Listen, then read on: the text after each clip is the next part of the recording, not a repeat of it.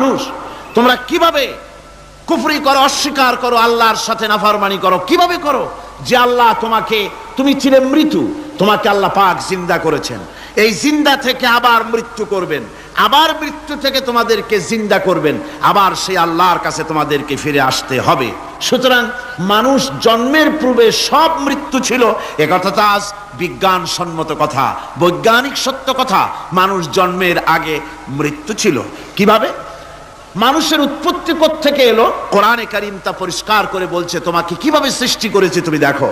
সন্তান মায়ের জরায়ুতে আসার পূর্বে সে ছিল পিতার শুক্রকীট আর মায়ের ডিম্বাণু, অর্থাৎ স্পার্মটোজন এবং ওভাম, এই দুটি জিনিসের মধ্যে সে বিভক্ত ছিল। মায়ের বক্ষপিঞ্জর এবং পিতার পৃষ্ঠদেশ থেকে সবেগে নির্গত এক ফোঁটা পানি দিয়ে আমি আল্লাহ পাক তোমাকে সৃষ্টি করেছি। কোরআনে কারীম বলছে, হাল আতা আলাল ইনসানি হিনুম মিনাদ দাহরি লাম ইয়াকুন শাইআম মাযকুরা। মানুষের জীবনে কি এমন এক সময় এসেছিল না যখন সে উল্লেখযোগ্য বিষয় বস্তু হিসাবে পরিগণিত ছিল না? তোমার নাম ছিল না, পরিচয় ছিল না, কিছুই ছিল না, দুনিয়ার কেউ তোমাকে জানতো না, শুনতো না। আমি আল্লাহ পাক তোমাকে সৃষ্টি করেছি। তুমি কোত্থেকে এলে? কোরআনে কারীম থেকে তা জেনে নাও। আল্লাহ রাব্বুল আলামিন বলেন, ইন্না খালাকনাকুম মিন তুরাবিন সুম্মা মিন নুতফাতিন সুম্মা মিন আলাকাতিন সুম্মা মিন মুদগা। আমি রব্বুল আলামিন তোমাকে সৃষ্টি করেছি, মাটির উপাদান দিয়ে তৈরি করলাম। মা বাপের, পুরুষের স্পার্মটোজন আর মহিলাদের ওভাম দুটোতে মিলে মায়ের গর্ভের ভিতরে নাপাক পানি ফোঁটাকে জমাট রক্তে পরিণত করে দিলাম। এই জমাট রক্তকে গোশত বানালাম, কচি কচি হাড় দিয়ে একটা বডি, একটা স্ট্রাকচার তৈরি করলাম। তারপরে ফাকাসাউনাল ইযামা লাহমা, গোশত দিয়ে, রক দিয়ে, চামড়া দিয়ে সুন্দর করে ছাউনি দিয়া মায়ের গর্ভের ভিতরে আমি আল্লাহ রব্বুল আলামিন তোমাকে বানাইছি। মায়ের পেটের ভিতরে ফি কারারিম মাকিন, একটি সুরক্ষিত জায়গায় তোমাকে আমি রেখে দিলাম, যেখানে কোনো রোগ, কোনো জার্ম যেখানে পৌঁছতে পারবে না, কোনো অসুবিধা হবে না। এমন একটা জায়গায়, এমন একটা ইন্টেনসিভ কেয়ার ইউনিটের ভিতরে রেখেছি। সুবহানাল্লাহ ওয়া বিহামদিহি। একটা ইন্টেনসিভ কেয়ার ইউনিট, যেখানে কোন রকমের কোন জার্ম প্রবেশ করে বা করবার কোনো ক্ষমতা নাই কারো। এমন একটা যে একটা প্যাকেট, সুন্দর একটা প্যাকেট, একটা কভারের মধ্যে তোমাকে তৈরি করা হলো মায়ের পেটের মধ্যে। তারপরে আজকে তুমি কুফরি করতেছো, আজকে আমাকে অস্বীকার করছো। ওই গর্ভের ভেতরে আমি ইচ্ছে করলে রক্তের পিণ্ডের আকারে মায়ের গর্ভ থেকে আবর্ষণ করে দিতে পারতাম, দুনিয়ার মুখ দেখতে পারতে না। মায়ের পেটের ভেতর থেকে মরা সন্তান হিসাবে বের করে দিতে পারতাম, বিকলাঙ্গ করে বের করে দিতে পারতাম, পঙ্গু করে বের করতে পারতাম। পারতেন না? আল্লাহ রাব্বুল আলামিন বলেন, কেমনে বানালাম? খলাকাল ইনসান, মানুষ আমি সৃষ্টি করেছি মায়ের পেটের ভিতরে বসে। যখন ক্ষুধার উদ্রেক হলো, রুহু যখন এসে গেল, ক্ষুধা লাগলো, খাবারের প্রয়োজন হলো, আমি কেমনে খাওয়ালাম? দুনিয়ার কোনো মা বাপ, কোন নেতা, কোন ডাক্তার, কোন চিকিৎসা বিজ্ঞানী মায়ের পেটের সন্তানের খাবার সরবরাহ করতে পারে না। আল্লাহ পাক বলেন, তুমি কি খাবে? ব্যবস্থা আমি করেছি। মায়ের মাসিক অসুখকে বন্ধ করে দিয়ে মায়ের নাভির সঙ্গে তোমার নাভির সাথে তার লাগাইয়া দিয়েছি, আর ওই তারের মাধ্যমে রক্ত বের করে দিয়া মায়ের রক্ত দিয়ে তিল তিল করে তোমারে বড় করেছি। রক্তটা মুখে লাগাই নাই, মুখে লাগলে পরে নাপাক রক্ত, মুখটা নাপাক হয়ে যাবে। নাভির ভিতর দিয়ে পাস করে দিলাম, মুখটাকে পবিত্র রেখে দিলাম, যাতে করে দুনিয়ায় আসার পর আমার পবিত্র বানানো মুখখানা দিয়া এই দুনিয়ায় বসে তোমার আল্লাহর পবিত্র নামের জিকির করতে পারো। এমন সুন্দর করে মায়ের পিঠের ভিতরে তৈরি করলাম, হাত দিলাম, পা দিলাম, সুন্দর করে বানালাম, এমন নিখুঁত করে বানালাম, তাকায়া দেখো নিজের দিকে, সুন্দর করে বানালাম। এরপরে কি করলাম? সুম্মা নুখরিজুকুম তিফলা, বাচ্চার আকারে মায়ের পেট থেকে আস্তে করে বের করে নিয়ে আসলাম। সুবহানাল্লাহ বিহামদিহি। আস্তে করে মায়ের পেট থেকে নিয়ে এসেছি পৃথিবীর বুকে। পৃথিবীতে যখন আসলে তখন তোমার অবস্থাটা কি ছিল? ক্ষুধার যন্ত্রণায় যদি মরেও যেতে, কান্দা ছাড়া ভাষা নাই। ভাষা আছে? কোন হুঁশ ছিল আমাদের? কোন জ্ঞান ছিল? আল্লাহ রাব্বুল আলামিন বলেন, আল্লাহু আখরাজাকুম মিন বুতুনি উম্মাহাতিকুম লা তা'লামুনা শাইআ।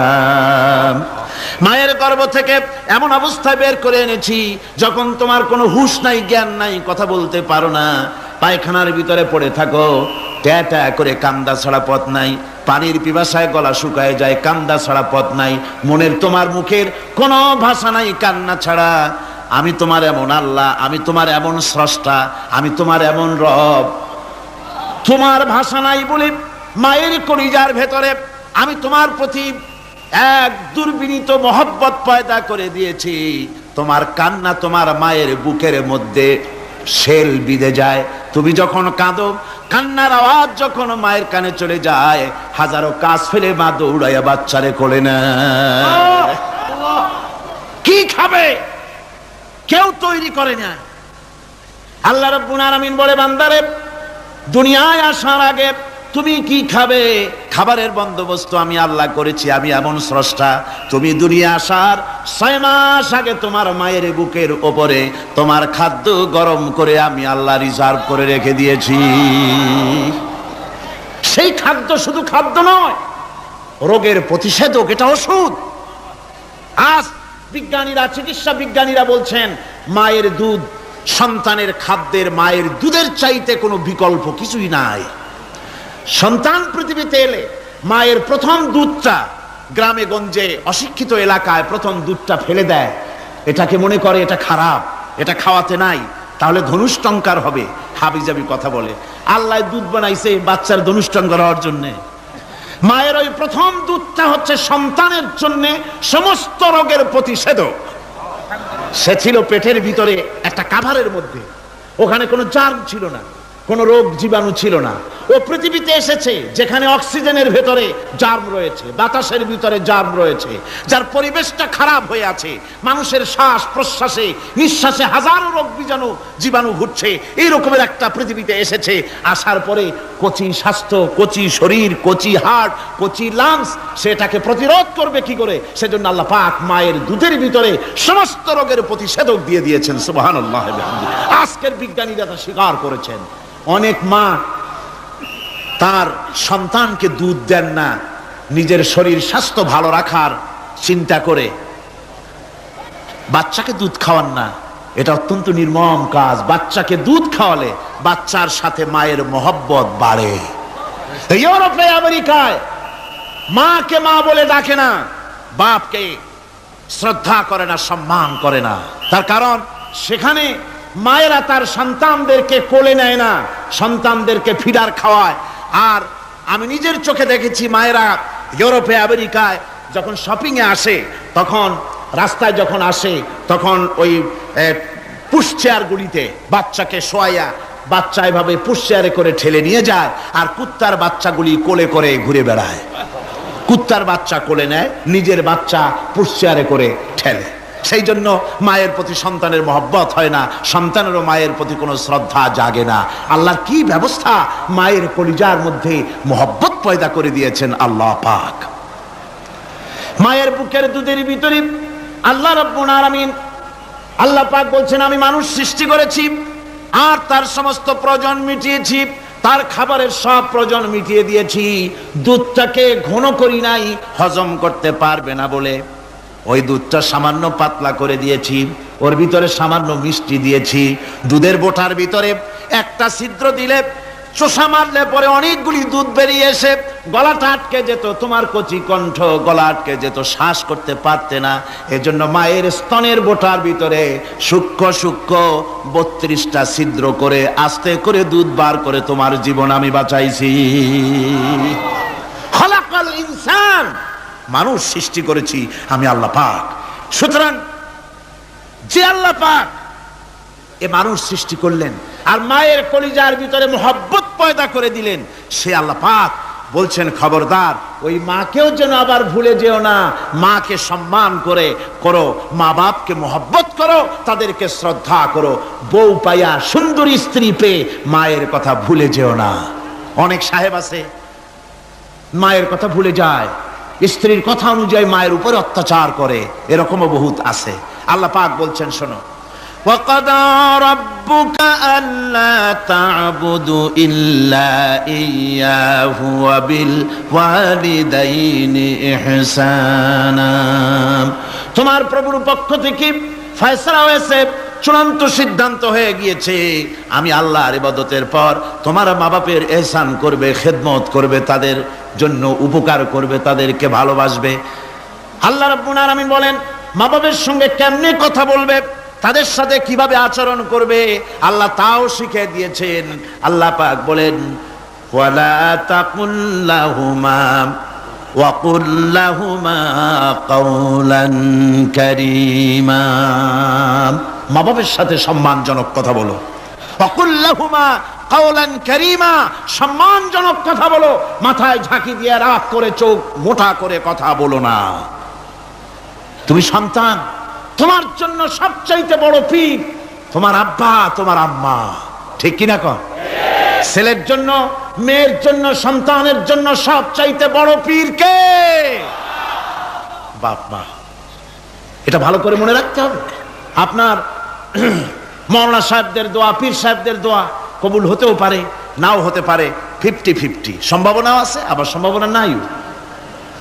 কিন্তু মা বাবের দোয়া কবুল হবে 100% সিউরিটি রয়েছে। রাসূলুল্লাহ বলেছেন 3 জনের দোয়া কবুল হবে, মুস্তাজাবুদ দাওয়াত। কয়জনের দোয়া কবুল হবে? আল্লাহ রাব্বুল আলামিনের হাবিব বলেন 3 জনের দোয়া কবুল হবে আল্লাহর দরবারে। তার মধ্যে একজন হলেন মাজলুম ব্যক্তি, যে ব্যক্তি অত্যাচারিত, যে ব্যক্তি মুসাফির, প্রবাসী, তার দোয়া কবুল হবে। আর মা বাপ যদি সন্তানের জন্য দোয়া করে, ওই দোয়া আল্লাহ রাব্বুল আলামিনের দরবারে মঞ্জুর হয়ে যায়। আল্লাহ রাব্বুল আলামিন মা বাপ সম্পর্কে বলেন মা বাবের জন্য আমার কাছে দোয়া করবি বান্দারা, আমার কাছে দোয়া করবি। দোয়াটা আল্লাহ পাক শিখাচ্ছেন, রব্বিরহামহুমা কামা রব্বায়ানি সাগীরা। পড়েন সবাই, রব্বিরহামহুমা কামা রব্বায়ানি সাগীরা। একটু জিকির করেন লা ইলাহা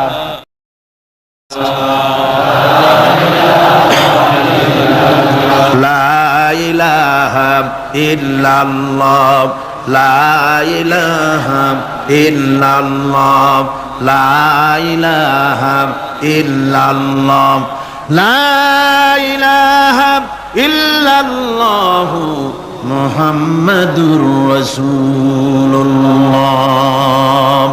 আমার ভাইরা, আল্লাহ পাক শিখাচ্ছেন বান্দা তোর মা বাপের জন্য আমার কাছে দোয়া কর। আল্লাহ রব, আয় আমার প্রভু, আমার মা বাপ যেমন ছোটবেলায় আমাকে স্নেহের কোলে লালন পালন করেছে, আয় আমার আল্লাহ তুমি আমার মা বাপকে তোমার রহমতের কোলে লালন পালন করো। আল্লাহ শিখাই দিয়েছেন। আমার ভাইরা, প্রত্যেক নামাজের পরে এই দোয়াটা ভুলে যাবেন না। ভুলে যাবেন? ভুলে যাবেন? আমার ভাইরা, আমার বোনেরা, সবাই প্রত্যেক নামাজের পরে পড়বেন রব্বিরহামহুমা কামা রব্বায়ানি সাগীরা। এই দোয়া করতে কেউ ভুলে যাবেন না।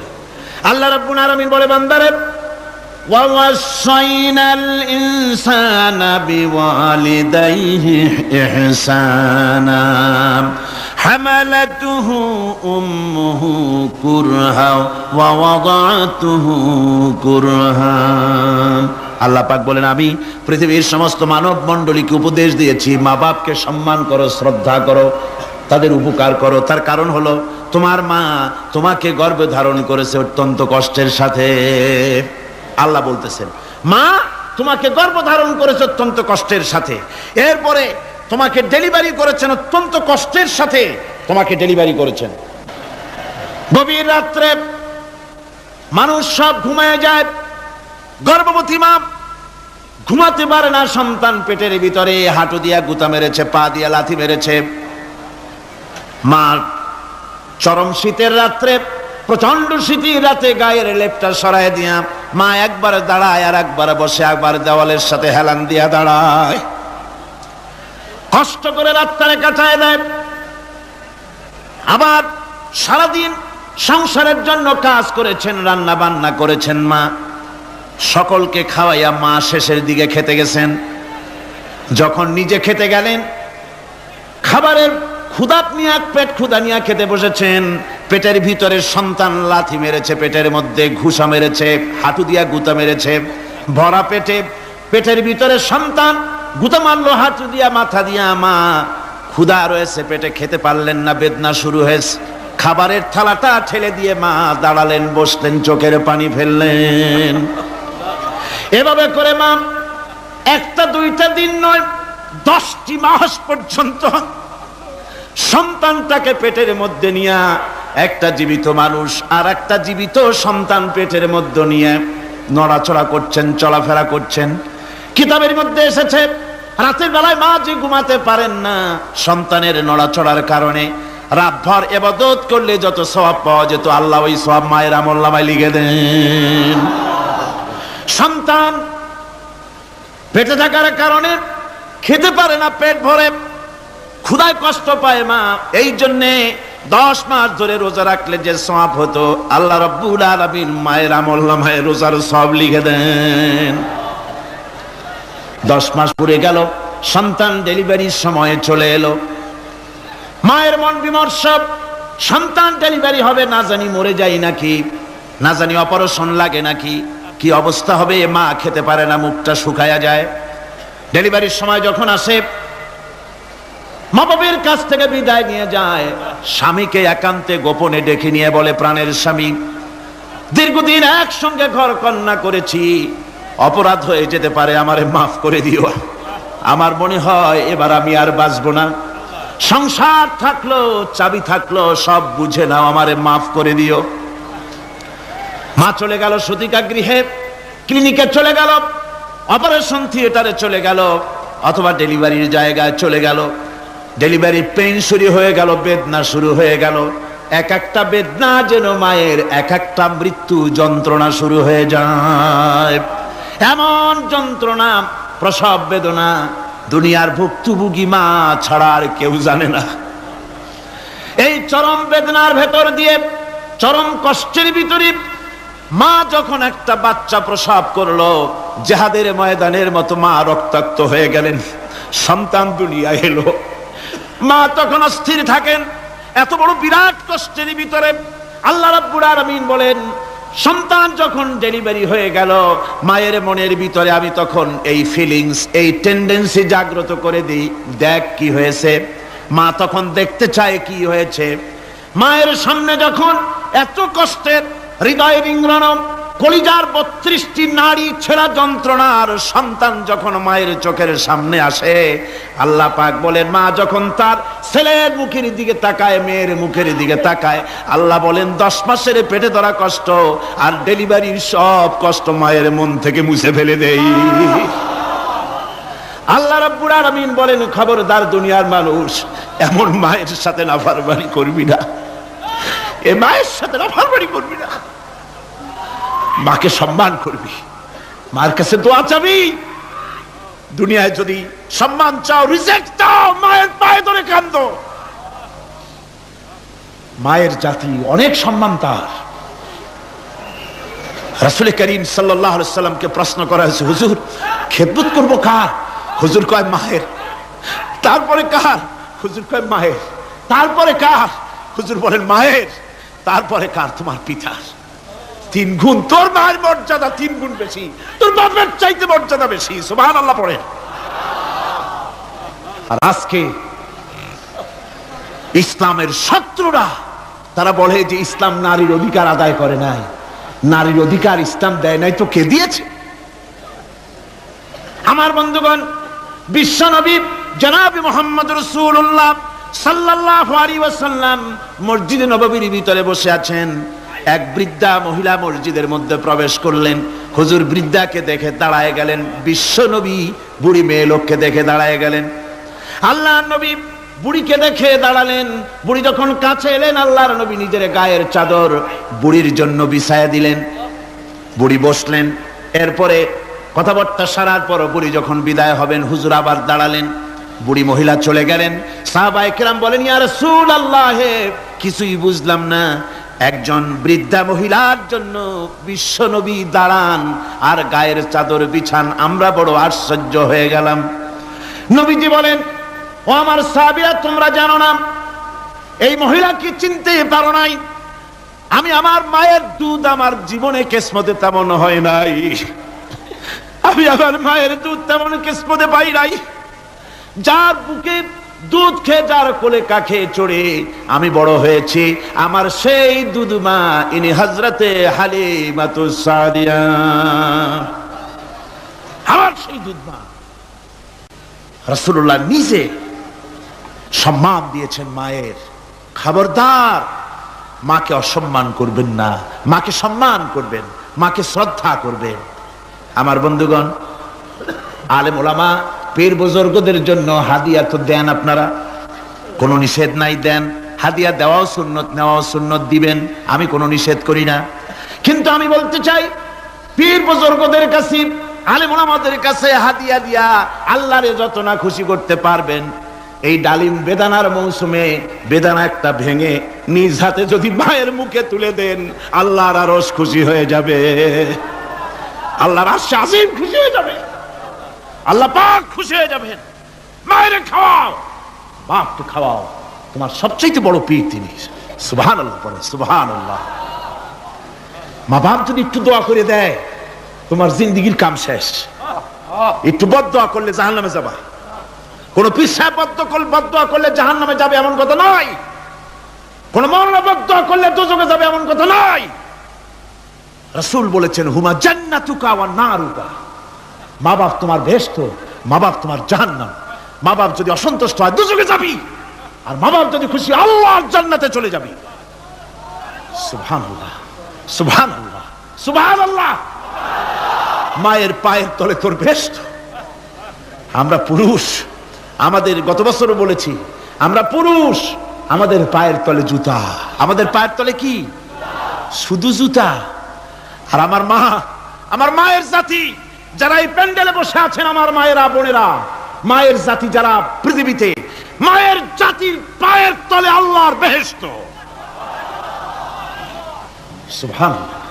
নারীর মর্যাদা ইসলাম দেয় নাই, কে দিয়েছে? আল্লাহ দিয়েছেন, আল্লাহ রাসূল দিয়েছেন। আমার বন্ধুগণ, হযরত বাইজিদ বুস্তামি, ছোট্ট বাচ্চা ছেলে, গভীর রাত্রে মা অসুস্থ, পানির পিপাসায় জেগে উঠেছেন। বাবারে, পিপাসায় শেষ হয়ে গেলাম, পানি দাও। ছেলে ঘরের ভিতরে পানি না পেয়ে বাইরে দৌড়াদৌড়ি করলেন। অনেক দূর থেকে পানি নিয়ে এসে দেখেন মা ঘুমায় গেছেন। পানি নিয়ে দাঁড়ানো, পৌষ মাস, মাঘ মাসের শীতের রাত, ফজরের সময় মায়ের ঘুম ভেঙে গেল। তাকিয়ে দেখেন বাইজিদ দাঁড়ানো, হাতে পানি থরথর করে কাঁপছে। জিজ্ঞাসা করে, বাইজিদ তুমি দাঁড়ানো কেন? ছোট্ট বাচ্চা বলে, মা পানি চেয়েছিলে তুমি গভীর রাত্রে, পানি ঘরে ছিল না, অনেক দূর থেকে আনতে হয়েছে। মা বলছে, ঘুমাও নাই কেন গেলাস থুইয়া? বাচ্চা বলে, ঘুমাই নাই, তুমি যদি আবার পানি চাও, সময় মতো যদি দিতে না পারি, মা তোমার কষ্ট হবে, এই জন্য ফজর পর্যন্ত আমি দাঁড়ায় আছি, কখন তুমি পানি চাও। মা হাতের থেকে পানি নিয়ে পান করলেন। বাইজিদকে বিছানার উপরে আরাম করে কম্বল দিয়ে ঘুম পড়াইয়া দিলেন। হযরত বাইজিদের মা উযু করে ফজরের নামাজ পড়ে সিজদায় চলে গেলেন। চিৎকার মেরে কেঁদে বলেন, আমার রব, আমার আল্লাহ, আমি আমার বাইজিদের মা, আমি মা হয়ে বাইজিদের জন্য দোয়া করি। বাইজিদ আমার জন্য আজকে যা করেছে, আমি মা, আমার কলিজা ঠান্ডা হয়ে গেছে। হায় আল্লাহ, আমি বাইজিদের জন্য দোয়া করি, তুমি তাকে সুলতানুল আরিফিন বানাইয়া দিও। মঞ্জুর হয়ে গেল আল্লাহ পাকের কাছে দোয়া। আমার ভাইরা, আল্লাহ পাক বলছেন, খবরদার, আমার ইবাদতের পরে মা বাপ, আল্লাহর ইবাদতের পরে কারা? মা বাপ। মা বাপকে সম্মান করো, শ্রদ্ধা করো, মোহাব্বত করো, কিসমত খুলে যাবে, কিসমত খুলে যাবে। মা বাপকে সম্মান করো। হযরত আবু হুরায়রা রাদিয়াল্লাহু তাআলা আনহু রাসূলের সামনে এসে কাঁদতেছেন। হুজুর বলছেন, আবু হুরায়রা কাঁদো কেন? কাঁদো কেন? রাতের বেলা কান্দো কেন? হযরত আবু হুরায়রা বলছেন, হুজুর আমাকে মা মেরেছেন। হুজুর বলছেন, মা মারলো কেন? কোন অপরাধ করেছো? কোন গোস্তাখি করেছো? আবু হুরায়রা বলছেন, না হুজুর, কোন গোস্তাখি করি নাই। তবে মারলো কেন? হযরত আবু হুরায়রা বলছেন, হুজুর আমি আপনার দরবার থেকে ফিরতে রাত হয়ে গিয়েছিল। মা জিজ্ঞেস করলেন, আবু হুরায়রা এত রাত্রে কোথায় ছিলে? বললাম, আমি ছিলাম যে কদম চুমতে পারলে দুনিয়া ধন্য হয়, সেই দরবারে নববীর কদম মোবারক থেকে আসতে আমার দেরি হয়েছে। আমার মা মুশরিকা, আপনার নাম শুনে তার গায়ে আগুন জ্বলে উঠলো, আমাকে ধরে মারা আরম্ভ করলো। বলল, হয় আমার বাড়ি ছাড়বি আর না হয় মুহাম্মদ সাল্লাল্লাহু আলাইহি ওয়াসাল্লামের দরবার ছাড়বি। আমি বললাম, আমার মা, তুমি বুড়ি মানুষ, তোমার গায়ে যত শক্তি আছে সমস্ত শক্তি দিয়ে আমারে পিটাও, আমারে মারো। মারতে মারতে আমাকে বাড়ি থেকে তুমি বের করে দাও। তোমার বাড়ি শুদ্ধ তামাম দুনিয়া ছেড়ে দিতে পারি, আল্লাহর নবীর কদম মোবারক ছেড়ে দিতে পারি না। হুজুর আমার মা আমাকে গলা ধাক্কা দিয়ে বের করে দিয়েছেন। হুজুর বলছেন, আবু হুরায়রা তোমার মা তোমাকে মেরেছে, তুমি আমার কাছে নালিশ করছো? আমার তো এখানে ইন্টারফেয়ার করার কিছুই নেই। সুবহানাল্লাহ, সুবহানাল্লাহ। মা তোমাকে মেরেছে, এখানে আমার করার কিচ্ছু নাই। বিশ্ব নবী বলছেন, এত বড় পাওয়ারফুল নবী, লেজিসলেটিভ পাওয়ার, সারে আল্লাহ তাকে বানিয়েছেন শরীয়ত প্রণেতা।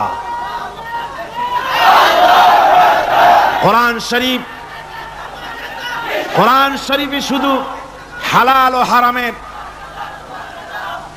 হালাল এবং হারামের, বৈধ এবং অবৈধের সীমারেখা শুধু কোরআনই ঠিক করেনি, রাসূলের জন্য আল্লাহ ছেড়ে দিয়েছেন।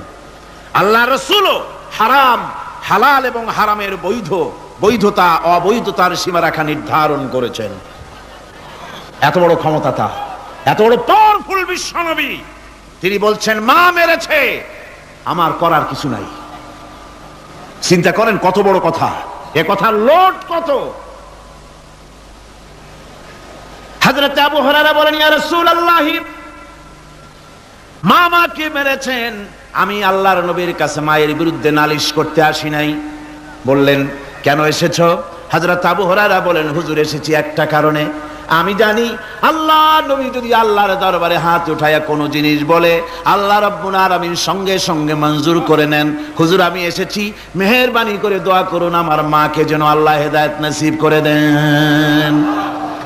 আল্লাহ নবী হাত উঁচু করে বললেন, আল্লাহুম্মা হিদি উম্মা আবি হুরায়রা, আয় আল্লাহ আমি দোয়া করি আবু হুরায়রার মাকে তুমি হেদায়েত নসিব করে দাও। রাসূলুল্লাহ দোয়া করছেন আর আবু হুরায়রা সমানে দৌড়াচ্ছেন। তিনি দৌড়াচ্ছেন, পিছন থেকে কয়েকজনে আবু হুরায়রার জামা টেনে ধরেছে, দৌড়ক। তাদের জানা আবু হুরায়রা খুব ভদ্রলোক মানুষ, কোন ঝড় ঝামেলার মধ্যে থাকে না, রাগ শাক করে না, চিৎকার মারে না, দৌড় মারে না, এত ভদ্র শরীর, দৌড়ায় কেন? না জানি কোন বিপদ বুঝি ঘটে গেছে। পিছন থেকে জামা টেনে ধরে বলে, দৌড়াও কেন?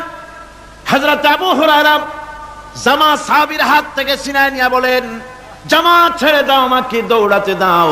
আমি দৌড়াইয়া বাড়ি যে দেখতে চাই, আমি দৌড়াই আগে আমার বাড়ি পৌঁছতে পারলাম না, আমি যাওয়ার আগে আমার আল্লাহর নবীর দোয়া আমার বাড়ি পৌঁছে গেছে, আমি এইটা দেখতে চাই। হযরত আবু হুরায়রা বাড়িতে গিয়ে দরজা নক করলেন, ভেতর থেকে আওয়াজ এলো, কে? হযরত আবু হুরায়রা বলেন, মা আমি তোমার আবু হুরায়রা ফিরে এসেছি। মা বলছেন, বাবা অপেক্ষা করো, দরজা খুলতেছি। হযরত আবু হুরায়রা বলেন, মায়ের গলার আওয়াজের ভিতরে শিরকিয়াতের কর্কশতা পেলাম না, মায়ের গলার আওয়াজের ভিতরে তাওহীদের গন্ধ পেলাম। আমার মনে হলো নবীজির নিক্ষিপ্ত তীর তার নিশানায় পৌঁছে গেছে। কিছুক্ষণ পর মা আমার বেরিয়ে এলেন, মাথা থেকে চুলের থেকে, বুড়ি মানুষ, সাদা চুলের ভিতর থেকে পানি পড়তেছে। মা বলল, বাবারে তোমারে মারার পর আমি বড় অনুতপ্ত হয়েছি, অনুশোচনা করেছি, আমি গোসল করেছি, মনে মনে ভাবলাম আমার ছেলে তো কোনো খারাপ জায়গায় যায় নাই, কেন তারে মারলাম? আমি বড় লজ্জায় পড়েছি তোমারে মেরে। ও আমার আবু হুরায়রা, আমি গোসল করেছি, পবিত্র হয়ে গেছি, জলদি করে আমাকে নিয়ে চলো বিশ্ব নবী জনাবে মুহাম্মদুর রাসূলুল্লাহর দরবারে। হযরত আবু হুরায়রার মা ঘোষণা করলেন, আশহাদু আল্লা ইলাহা ইল্লাল্লাহু ওয়াহদাহু লা শারীকা লাহু ওয়া আশহাদু আন্না মুহাম্মাদান আবদুহু ওয়া রাসূলুহু। আমার ভাইরা, মা বাপ সবচেয়ে সম্মানের জিনিস। আল্লাহর ইবাদতের পরই মা বাপের খেদমত করতে হবে। আল্লাহ পাক বলছেন, বান্দারে দেখ, মায়ের পেট থেকে আনলাম, মায়ের বুকের মধ্যে মহব্বত পয়দা করলাম, এত মহব্বত দিলাম তোর উপরে, যে কোনো বিদেশে যান, যেখানে যান, বাড়িতে ফিরলে পরে সকলে ছেলে মেয়ে ভাই বোন সবাই দেখবে সুটকেসে আমার জন্য আনছে কি। সবাই চিন্তা করবে আমার জন্য কি এনেছে। একমাত্র মা সন্তানের মুখের দিকে তাকাবে কখন খাইছে সে। সুবহানাল্লাহ, সুবহানাল্লাহ। আমার বাসার মুখখানা শুকনা, তুই বুঝি আজকে কিছু খাইস নাই। বিদেশে যেসব সন্তান থাকে, মা কাটা কবুতরের মতো ছটফট করে। আমার ছোটবেলার কথা আমি দেখেছি সরসিলা মাদ্রাসা পড়তাম, আব্বা টাকা দিতেন মাদ্রাসায় যাওয়ার সময়, আবার মা আবার মুরগির ডিম বিক্রি করা, বিভিন্ন জিনিস বিক্রি করা বা বাজার করা পয়সা, উদ্বৃত্ত কিছু পয়সা আব্বার অজান্তে আমার হাতের মুঠার মধ্যে দিয়ে দিতেন। যখন মাদ্রাসার দিকে রওনা হয়েছি, পর্দার আড়াল থেকে দরজা থেকে দেখতাম, যতক্ষণ তাকায় দেখতেছি চোখ থেকে পানি দরদর করে পড়তেছে। সুবহানাল্লাহ, মা কি জিনিস! আল্লাহ আল্লাহ আল্লাহ। বিদেশে যদি কারো সন্তান মারা যায়, সবার জানার আগে কবি বলতেছেন, বিদেশে বিরাজ্য যার পুত্র মারা যায়, পশু পক্ষী না জানিতে আগে জানে মায়। মায়ের কলিজার তারে টান লেগে যায়, মা বুঝতে পারে আমার সন্তানটা নাই। আহারে মা! আমার বন্ধুগণ, মা যার বেঁচে আছে বেয়াদবি করেছেন, পাও ধরে মাপ নিয়ে নেবেন, পাও ধরে মাপ নিয়ে নেবেন। মা তো পাও ধরে দেখবেন মাফ করে দিবে। সুবহানাল্লাহ, সুবহানাল্লাহ। কত দরদ তার বুকের মধ্যে। আর মা বাপকে সম্মান করবেন। যাক, এই বিষয়ের উপরে আমি আর যেতে চাই না। শুধু আমি আপনাদের বললাম, এই বিশাল জনতাকে বললাম, সবচাইতে বড় পীর আপনার জন্য আপনার মা বাপ। সবচাইতে বড় পীর কে? মা বাপ। সন্তুষ্ট করেন, রুজিতে অভাব ঘটবে না। কোন মাজারে গিয়ে সেজদা দেওয়া লাগবে না, আল্লাহর কসম। মাজারে যাই চাওয়া লাগবে না। মা বাপকে খেদমত করেন, মা বাপকে খুশি করেন, মা বাপকে খাওয়ান, হাদিয়া দেন। মা বাপ খুশি, রুজিতে বরকত হবে, ব্যবসায় বরকত হবে, ঋণগ্রস্ত থাকবেন না, সম্মান আল্লাহ বাড়ায় দিবেন। সুবহানাল্লাহ বিহামদি, রাসূলুল্লাহর হাদিস। এই জন্য আমি অনুরোধ করব, মা বাপকে সম্মান করবেন।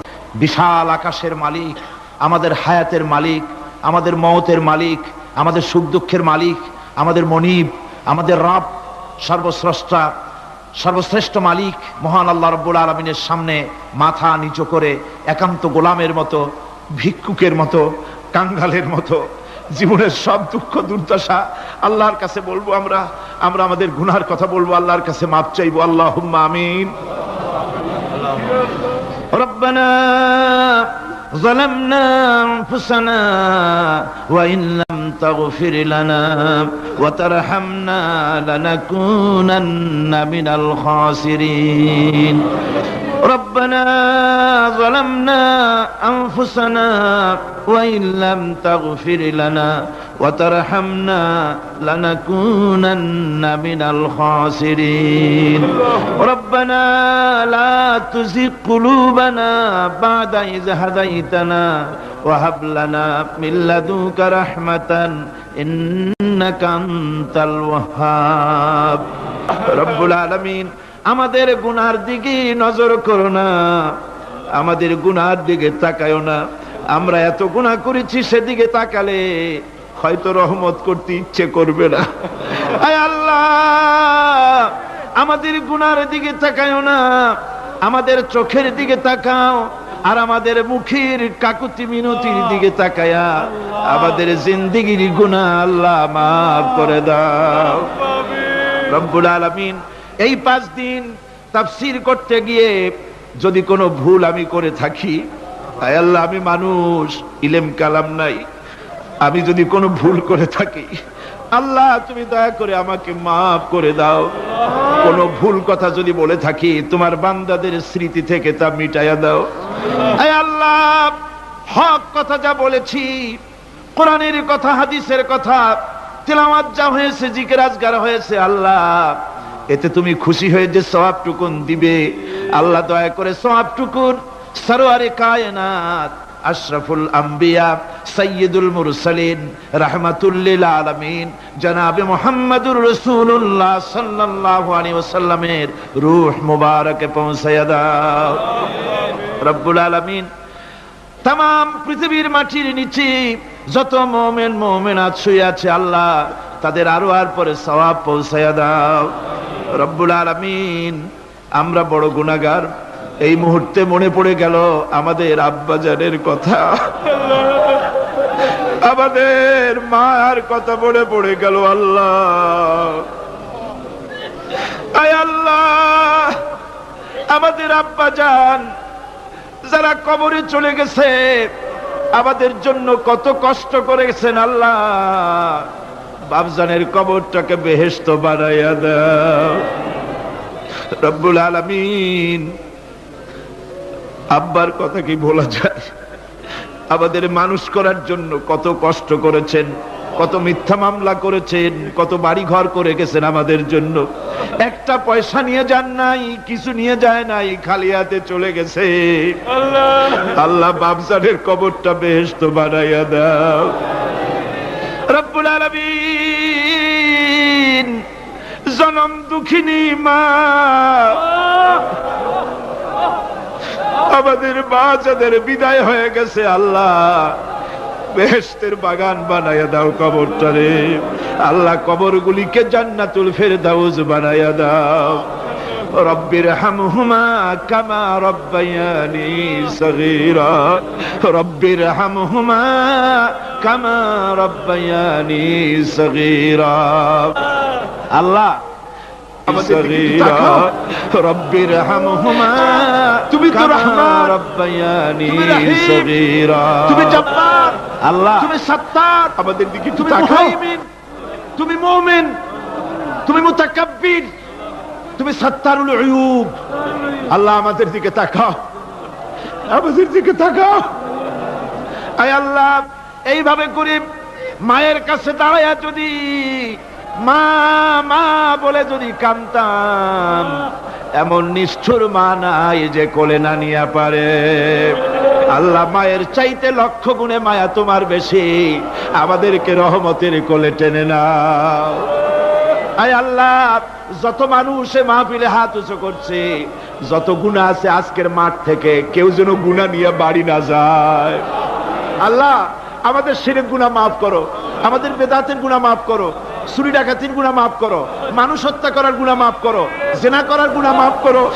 আমাদের বিদায় হয়ে গেছে আল্লাহ রব্বুল আলামিন, বাংলাদেশ আমাদের প্রিয় জন্মভূমি, আল্লাহ কবরগুলিকে জান্নাতুল ফেরদাউস বানায়া দাও। রব্বির হামহুমা কামা রব্বায়ানি সগীরা। রব্বুল আলামিন আমাদের দোয়া তুমি কবুল করো আল্লাহ।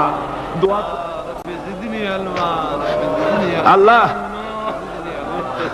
আমাদের কান্নার আওয়াজ তুমি শোনো আল্লাহ, কিচ্ছু নাই কান্দা ছাড়া আমাদের কাছে। আল্লাহ এই মাহফিলে যত যুবক এসেছে, আমাদের দেশের যুবকদের চরিত্র শেষ হয়ে যাচ্ছে আল্লাহ, সব যুবকদের জন্য দোয়া করি আল্লাহ, যুবক ছেলেদেরকে ইসলামী আন্দোলনের জন্য খালিদ বিন ওয়ালিদ বানায় দাও। এই মাহফিলে যত যুবক এসেছে আল্লাহ সব যুবকদেরকে ইসলামী আন্দোলনের কর্মী বানায় দাও। আয় আল্লাহ বাংলাদেশের সেনাবাহিনী, বাংলাদেশের বিডিআর তোমার দরবারে মঞ্জুর করো, তাদের সিনায় হিম্মত দাও। বাংলাদেশের পুলিশ বাহিনী ইমাম দিয়া কলজেটারে ভরে দাও। বাংলাদেশের সেনাবাহিনী, air force, land force, BDR, police, এদের কলিজায় এত বড় ইমাম দাও যে ইমানের জোরে বাংলাদেশের প্রতি ইঞ্চি জমিন রক্ত দিয়ে হেফাজত করতে পারে। আল্লাহ ইয়া আল্লাহ ইয়া আল্লাহ। আমার ভাইরা হুজুর সাল্লাল্লাহু আলাইহি ওয়াসাল্লাম আরাফাতের ময়দানে দুহাত উঁচু করে দিয়ে আল্লাহর কাছে চাইছিলেন যাতে তার বগল দেখা গিয়েছিল, হাদিস শরীফে এসেছে আল্লাহর কাছে দুটো হাত উঁচু করে দিয়ে চান, ইয়া আল্লাহ আল্লাহ। কান্দেন কান্দেন, আজকে কাঁদবেন না, কবে কাঁদবেন? আজই তো কান্নার দিন। কাদের আল্লাহর কাছে, আল্লাহ ভিক্ষা চাই তোমার কাছে। আল্লাহ আল্লাহ অনেকের রোগ ব্যাধি আছে, মাফ করে দাও আল্লাহ। আজকের এক মহিলা আমার সঙ্গে টেলিফোনে কাঁদলেন, 20 বছর পর্যন্ত রোগে ভুগতেন। রাহেল আক্তার লাকি তার নাম। 20 বছর পর্যন্ত ভুগতেছে রোগে, কাঁদতেছে, বলছে বিশ্বাস করি কোরআনের মাহফিলে দোয়া কবুল হবে, অপারেশন যেন লাগে না, দোয়া করেন এই মহিলাকে যেন আল্লাহ অপারেশন না লাগায় ভালো করে দেন। আমার মা বোনেরা, মেয়ে লোক মানুষ, পেটে বাচ্চা, কোলে বাচ্চা, কষ্ট করে মা বোনেরা বহুত দূর দারাজ থেকে এসেছে। আল্লাহ আমার মায়েরা বোনেরা যারা আসছে, আল্লাহ কিয়ামতে তাদেরকে খাদিজা এবং আয়েশার কাতারে দাঁড় করায় দিও। আল্লাহ আমার মা বোনদেরকে পর্দায় থাকার তৌফিক দিও। আল্লাহ মা বোনদেরকে তুমি হেফাজত করো। যত রিকশাওয়ালা এসেছে আল্লাহ, এত কষ্ট তারা করে, ওদের ভাগ্য তুমি উন্নতি করে দিও আল্লাহ। রিকশাওয়ালা, ঠেলাওয়ালা, কুলি, মজুর, আল্লাহ সকলের উপরে তোমার রহমত নাজিল করো। কলেজ বিশ্ববিদ্যালয়ের শিক্ষক, ছাত্র, ডিসি, এসপি, জজ, ব্যারিস্টার, ম্যাজিস্ট্রেট, আইনজীবী, বুদ্ধিজীবী, সাহিত্যিক, সাংবাদিক, প্রকৌশলী, চিকিৎসক, কৃষিবিদ, আল্লাহ সকলের উপরে তোমার রহমত নাজিল করো আল্লাহ রব্বুল আলামিন। আমরা এই বিশ্বাস নিয়ে হাত নামাচ্ছি যে আমরা এতক্ষণ যা বলেছি তুমি শুনেছো, আমরা যা বলেছি তুমি কবুল করেছো। আয় আল্লাহ আমাদের মুনাজাত তোমার দরবারে কবুল করে দিও আল্লাহ। সুবহান রাব্বিকা রাব্বিল ইজ্জাতি আম্মা ইয়াসিফুন ওয়া সালামুন আলাল মুরসালিন আলহামদুলিল্লাহি রাব্বিল আলামিন ওয়া জাআল আখিরা কালিমাতিন ইনদাল মাউত লা ইলাহা ইল্লাল্লাহু মুহাম্মাদুর রাসূল।